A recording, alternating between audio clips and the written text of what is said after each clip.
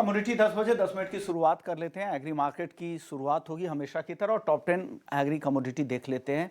सबसे पहले बात जीरे की कर लेते हैं, जहां पर 26,000 के बेहद करीब अब जीरा का वायदा जा चुका है।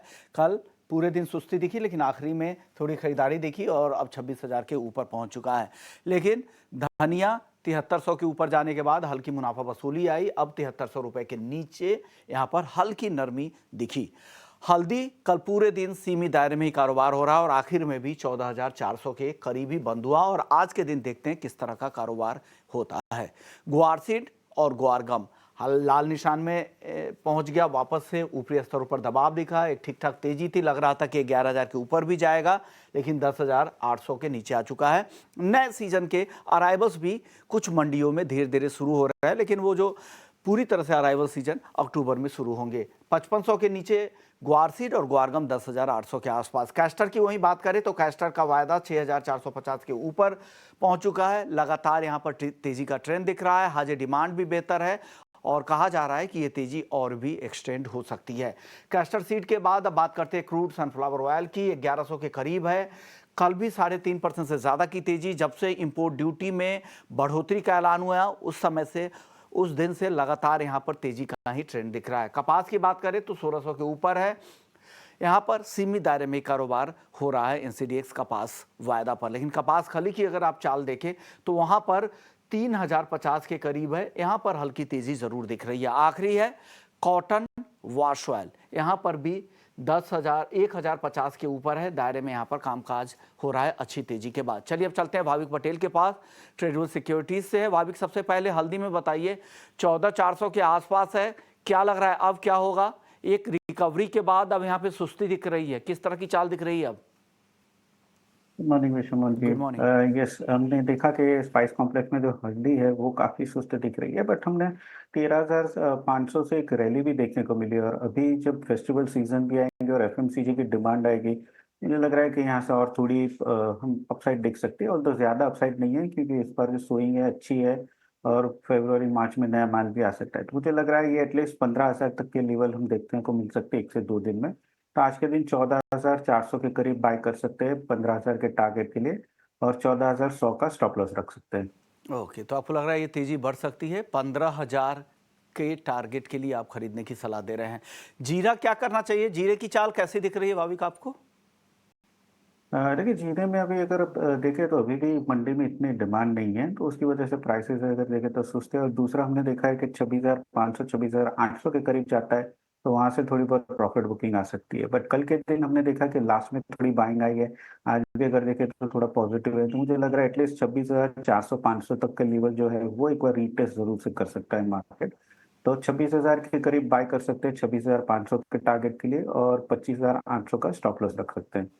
ओके, हाँ, धनिया में सर बताइए। धनिया अच्छी रिकवरी के बाद कल हल्की मुनाफा वसूली दिखी, अब आगे कैसा दिख रहा है? 7,250 पे क्या करने की सलाह दे रहे हैं आप?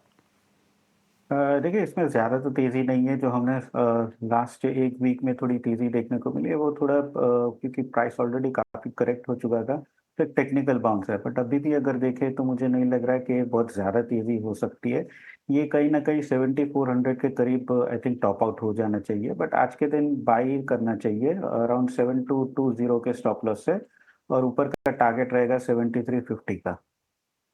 तो आपकी खरीदारी की सलाह है, लेकिन बहुत ज़्यादा तेजी आपको नहीं दिखती है। ग्वारसीड और ग्वारगम अब धीरे धीरे अराइवल के सीजन शुरू हो रहे हैं, कुछ मंडियों में आने शुरू भी हो चुके हैं। क्या लग रहा है, क्या असर होगा उसका, और आगे कुछ तेजी बढ़ेगी क्या ग्वारसीड की और ग्वारगम की? देखिए, अगर 5600 का हम देख रहा है कि एक सॉलिड रेजिस्टेंस है गोवा सीड में, और जैसे आपने बताया कि अराइवल जो है वो शुरू हो गई है। और मेन इश्यू है कि गम का जो डिमांड है वो ज़रा भी नहीं है, तो उसकी वजह से प्राइसेस हम देख रहे हैं कि लगातार एक सीमित दायरे में है और ज़्यादा तेज़ी कर नहीं पा रहा है। हालांकि फंडामेंटल थोड़ा पॉजिटिव है, बट मुझे लग रहा है अभी जैसे अराइवल स्टार्ट हो गया अक्टूबर में, तो प्राइस प्रेशर ज़रूर से बनेगा। और क्योंकि 5600 के आसपास हमने देखा है कि प्रॉफिट बुकिंग आके, तो मुझे लग रहा है गोवा सीड में शॉर्ट करके ही चलना चाहिए 5600 के स्टॉप लॉस से, और नीचे 5400 का टारगेट रखना चाहिए। गम की भी बात करें तो जैसे आपने बताया कि 11,000 के ऊपर सस्टेन नहीं कर पा रहा है, और हमने लगातार देखा है 11,000 के करीब ही एक रेजिस्टेंस फेस पे। तो मुझे लग रहा है गम में भी एक बार बेच के चल सकते हैं 10,500 के टारगेट के लिए, और ऊपर के स्टॉप लॉस रहेगा 11,000 का। कैस्टर बताइए भाभी, क्या लग रहा है आपको? अच्छी तेजी आ गई है, 6,450 तक अब आ चुका है भाव, और कितनी तेजी आपको यहाँ से दिखती है? ये कहीं न कहीं 65-50 तक भी मुझे लग रही है, क्योंकि हमने देखा है कि इस बार गुजरात में काफ़ी स्विंग कम है, तो उसकी वजह से जो प्राइस है वो काफ़ी तेज़ दिख रहा है। बट आज के दिन मुझे लग रहा है कि थोड़ी प्रॉफिट बुकिंग ज़रूर से आएगी, तो इतने हाई प्राइस पे मैं चेज़ की रिकमेंडेशन नहीं करूँगा। एक बार डिप मिलता है अराउंड 6400 के करीब, तो बाय कर सकते हैं 6480 के टारगेट के लिए, और 6350 का स्टॉप लॉस रख सकते हैं। चलिए अब बात करते हैं नॉन एग्री मार्केट की। शुरुआत गोल्ड और सिल्वर से करेंगे, जिसके लिए आज एक बड़ा इवेंट है, फेड का फैसला आना है। कि आप क्या बेट लगा रहे हैं, किस तरह के फैसले की उम्मीद कर रहे हैं, और भाव पर क्या असर होगा? गोल्ड और सिल्वर की चाल क्या रहेगी, और उस फैसले से पहले क्या करना चाहिए, उसके बाद क्या करें? आई थिंक फैसले के बाद हम थोड़ा बहुत मीडिया रिएक्शन जरूर से देख सकते हैं, बट आज के दिन मुझे लग रहा है जो शॉर्ट टर्म ट्रेडर्स है वो बड़ी इवेंट से पहले प्रॉफिट बुक कर रहे हैं, इसीलिए कल हमने देखा है कि सोने चांदी दोनों में थोड़ी गिरावट है। और आज के दिन भी मुझे लग रहा है कि कोई ट्रिगर तो है नहीं, आई थिंक एफओएमसी के स्टेटमेंट के बाद ही आएगा। और मुझे एक्सपेक्टेशन है कि शायद 25 बेसिस पॉइंट आएगा। अगर 50 बेसिस पॉइंट आता है तो शायद मार्केट में थोड़ी तेजी देखने को मिल सकती है, बट अगर 25 आएगा तो मार्केट जरूर से डिसअपॉइंट होगा, क्योंकि ऑलरेडी फैक्टर इन 50 कर दिया और थोड़ा करेक्शन आ सकता है। आज के दिन मुझे लग रहा है दोनों गोल्ड और सिल्वर में जो बिकवाली है वो कंटिन्यू रह सकती है, स्पेशली प्रॉफिट बुकिंग। तो सोने में 73,350 के करीब शॉर्ट कर सकते हैं 73,000 के टारगेट के लिए, और 73,550 का स्ट्रिक्ट स्टॉप लॉस। और चांदी की भी बात करें तो चांदी भी 89,300 पे शॉर्ट कर सकते हैं 88,500 के टारगेट के लिए, और इंट्राडे स्ट्रिक्ट स्टॉप लॉस रहेगा 89,900 का। गोल्ड और सिल्वर दोनों बेचने की यहाँ पर सलाह है। 73,000 के टारगेट के लिए सोना बेचे, और चांदी 88,500 रुपए के टारगेट के लिए। लेकिन आज के लिए है कॉल, इसे कैरी ना करें। उस फैसले के बाद बाजार किसी भी साइड रिएक्ट कर सकता है, तो ये ध्यान में आप ज़रूर रखें, और बिना स्टॉप लॉस के भी ट्रेड ना करें। कच्चा तेल बताइए सर, कच्चे तेल की भी नज़र फेड के बैठक पर है। उन्हें लग रहा है कि अगर आधे % की कटौती होती है तो इकोनॉमिक एक्टिविटीज़ बढ़ेगी, ग्रोथ को सपोर्ट मिलेगा, और उसका फ़ायदा डिमांड पर दिखेगा। क्या लग रहा है कच्चे तेल की चाल? कल 74 के ऊपर भी ब्रेंट क्रूड का भाव चला जा चुका। अब आगे क्या लग रहा है, आगे कैसे ट्रेड करना चाहिए क्रूड में? क्रूड में वेरी शॉर्ट टर्म के लिए मुझे लग रहा है थोड़ा पॉजिटिव है, but medium term to long term अगर देखें तो काफी फंडामेंटल वीक है डिमांड साइड के। तो मुझे नहीं लग रहा है ये 6200 के ऊपर अभी तो सस्टेन कर पाएगा, बट आज के दिन मुझे लग रहा है एटलीस्ट 60,050 से 6100 के करीब देखने को मिल सकता है। तो आई थिंक कॉल ऑप्शन है जो 6000 का, वो आई थिंक एक सेफ बेट रहेगा। अराउंड 155 बाय कर सकते हैं, 125 के स्टॉप लॉस है, और टारगेट रहेगा 200 का।